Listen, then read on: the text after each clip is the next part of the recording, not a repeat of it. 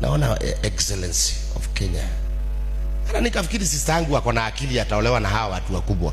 Kumbe alirudi tena kukufia kwa mikono ya mkisi mwingine mchinga na huku chini. Mimi nafikiri sister yangu, maana naona anadetiwa mpaka na mtoto wa president. Nikasema sister yangu ataolewa na mtu wa maana.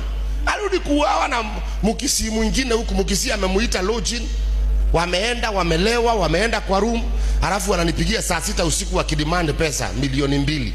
Mimi hata siku nilikuwa nimelala, naona message, amuka. Kumbe huyu naye ameshikwa Mungu na kamba, na pigia brother yako, pigia mama yako. Kuna mtu alichukua simu, alikufa hivyo, kangangana. Ndio maana mimi nateteaga watu, nikiona mtu anaonewa mimi mtetea sana, kwa sababu najua sikupenda kwa mtu kujikuta katika mikono ya watu wabaya.